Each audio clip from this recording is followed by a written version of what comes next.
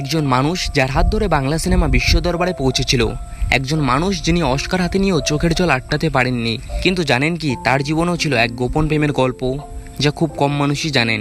আজকের ভিডিওতে জানাবো সত্যজিৎ রায়ের জীবনে সেই না বলা কাহিনী। শেষ পর্যন্ত দেখুন, কারণ শেষের অংশটা আপনার চোখে জল এনে দিতে পারে। 1921 সালের 2 মে কলকাতায় জন্ম নেন সত্যজিৎ রায়। তার পরিবার ছিল বাংলা সাহিত্য ও শিল্প জগতের এক উজ্জ্বল নাম। ঠাকুরদা উপেন্দ্রকিশোর রায় চৌধুরী ছিলেন লেখক ও চিত্রকর। বাবা সুকুমার রায় বাংলা সাহিত্যে নাম লিখিয়েছিলেন হাস্যরসাত্মক ছড়া আর গল্পে। কিন্তু ভাগ্য নিষ্ঠুর ছিল। সত্যজিতের বয়স যখন মাত্র 2.5 বছর, বাবা সুকুমার রায় মারা যান। মা সুপ্রভা দেবী একাই সন্তানকে বড় করে তোলেন।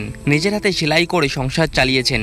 এই কষ্টের ভিতর দিয়ে বেড়ে ওঠা এক শিশু, যে পরবর্তীতে হয়ে উঠবে বিশ্বের অন্যতম শ্রেষ্ঠ চলচ্চিত্র নির্মাতা। কলকাতা বিশ্ববিদ্যালয় থেকে অর্থনীতিতে গ্র্যাজুয়েশনের পর সত্যজিৎ ভর্তি হন শান্তিনিকেতনে। সেখানে রবীন্দ্রনাথ ঠাকুরের প্রতিষ্ঠিত পরিবেশে তিনি শেখেন প্রাচ্য শিল্পকলা, আর গড়ে ওঠে তার নান্দনিক দৃষ্টিভঙ্গি, যা পরবর্তীতে তার প্রতিটি সিনেমায় ফুটে উঠবে। এবার আসি সেই গল্পে, যা অনেকেই জানে না। সত্যজিৎ রায়ের জীবনে প্রেম এসেছিল তার নিজের আত্মীয় বিজয়া দাসের মাধ্যমে। ছোটবেলা থেকেই দুজনের পরিচয়, ধীরে ধীরে বন্ধুত্ব রূপ নেয় গভীর ভালোবাসায়। কিন্তু পরিবারের কিছু আপত্তির কারণে তাদের বিয়েতে সময় লেগেছিল। বিজয়া রায় শুধু স্ত্রী ছিলেন না, ছিলেন সত্যজিতের সৃষ্টিশীল জীবনের নীরব সঙ্গী। প্রতিটি চিত্রনাট্য পড়া থেকে শুরু করে প্রতিটি কঠিন সময়ে পাশে দাঁড়ানো, সবকিছুতেই ছিলেন বিজয়া। 1949 সালে মুক্তি পায় পথের পাঁচালী। সীমিত বাজেট, ধার দেনা করে তৈরি এই সিনেমাই বদলে দেয় ভারতীয় চলচ্চিত্রের ইতিহাস। কান চলচ্চিত্র উৎসবে পুরস্কৃত হয় এই ছবি। বিশ্ব চিনতে শুরু করে বাংলা সিনেমাকে।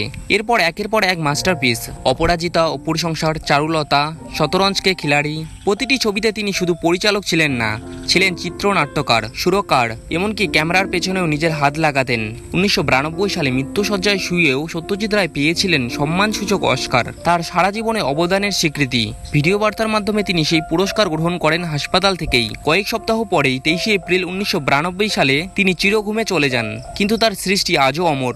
ফেলুদা, প্রফেসর শঙ্কু, অপুর ট্রিলজি, প্রতিটি চরিত্র আজও বাঙালির হৃদয়ে জীবন্ত। বন্ধুরা, সত্যজিৎ রায়ের জীবন আমাদের শেখায়, প্রতিকূলতা যতই বড় হোক, সৃষ্টিশীলতা আর ভালোবাসা সবকিছু জয় করতে পারে। ভিডিওটি ভালো লাগলে লাইক করো, আর আমাদের চ্যানেলে নতুন হয়ে থাকলে চ্যানেলটিকে অবশ্যই সাবস্ক্রাইব করে রাখো। দেখা হবে পরের ভিডিওতে।